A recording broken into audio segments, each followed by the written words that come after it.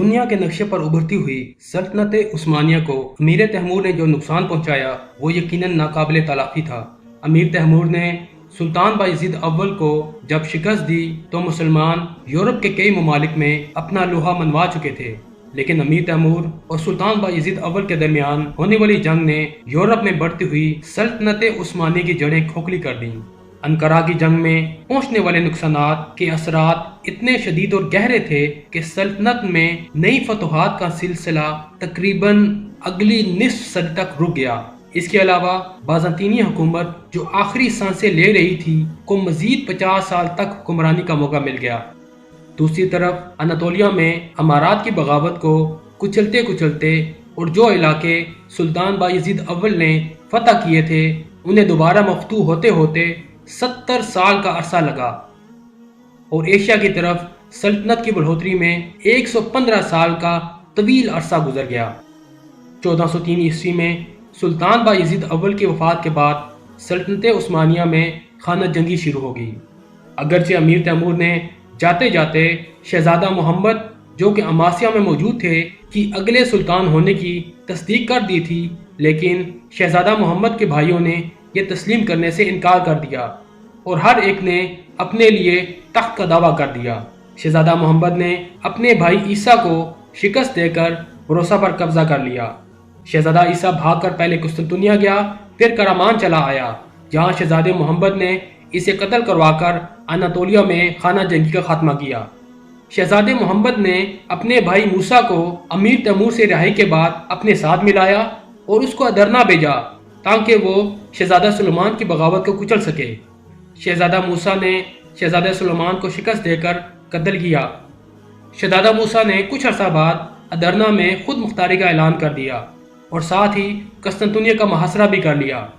قسطنطنیہ کے بادشاہ نے اس بار شہزادہ محمد سے مدد مانگی کیونکہ سلطنت عثمانیہ اور قسطنطنیہ کے درمیان ایک دوسرے پر حملہ نہ کرنے کا معاہدہ طے پا چکا تھا۔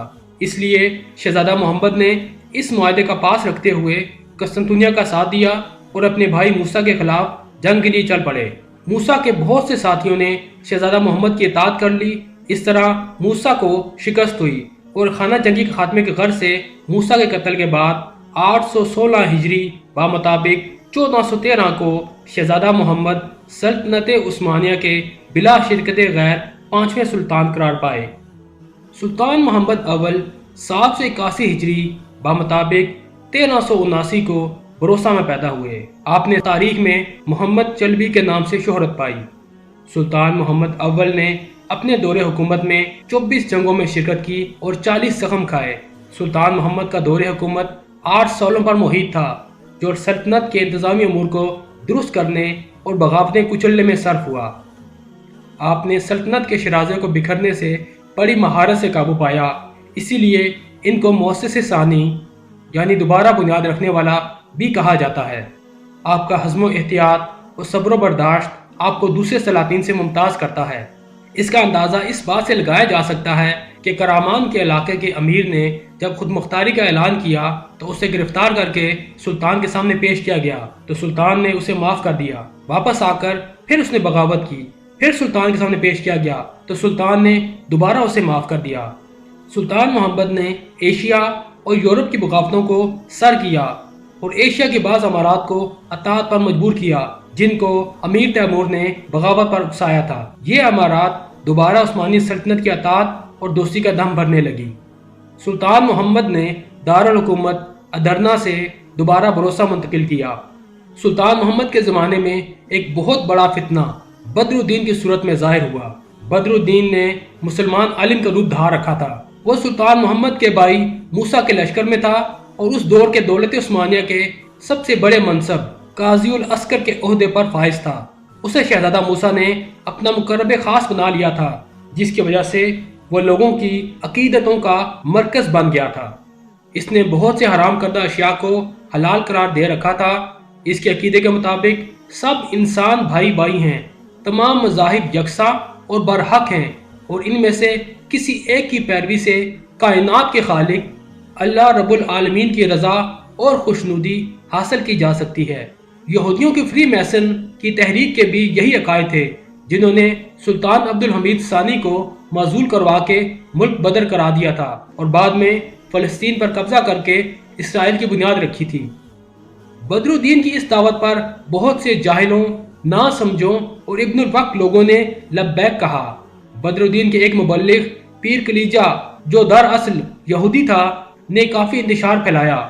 جب سلطان محمد کو اس کی خبر ملی تو انہوں نے اس کی سرکوبی کی اور وزیر خاص بایزید پاشا کے ہاتھوں اس کو شکست ہوئی اور اس کا خاتمہ کیا۔ اب سلطان محمد نے بدر الدین کو آڑے ہاتھوں لیا۔ بدر الدین کے حواریوں کی تعداد ہزاروں میں ہو گئی تھی۔ سلطان محمد اس فتنے کو ختم کرنے کی غرض سے بذات خود میدان جنگ میں کود پڑے۔ بدر الدین کے لشکر کو شکست ہوئی۔ سلطان محمد بہت محتاط اور دور اندیش تھے، اس لیے بدر الدین کو زندہ گرفتار کیا گیا۔ سلطنت کے علماء نے بدر الدین سے آزادانہ مناظرہ کیا، پھر اس کو شرعی قانون کے مطابق سزائے موت کا حکم سنایا گیا تاکہ امت مسلمہ انتشار سے بچ جائے اور نادانی اور ناسمجھی میں جن لوگوں نے اس غلط عقیدے کو اپنایا تھا وہ اپنا قبلہ درست کر سکیں۔ سلطان محمد پہلے سلطان تھے جنہوں نے امیر مکہ کی خدمت میں سالانہ ہدیہ بھیجنا شروع کیا۔ یہ رقم مکہ پاک اور مدینہ شریف کے فقراء و مساکین میں تقسیم کی جاتی تھی۔ سلطان محمد جب بستر مرگ پر تھے تو انہوں نے اپنے بیٹے مراد ثانی کو اپنا جانشین مقرر کیا۔ سلطان محمد اول 824 ہجری بمطابق 1421 کو ادرنا میں واصل بحق ہوئے۔ اس وقت ان کی عمر 43 سال تھی۔ مراد ثانی کو ادرنا پہنچتے 41 روز لگے۔ اس دوران کسی بھی ناخوشگوار واقعے کے رونما ہونے کے سدے باب کے لیے سلطان محمد کی وفات کو خفیہ رکھا گیا۔ آپ کو بھروسہ لا کر دفن کیا گیا۔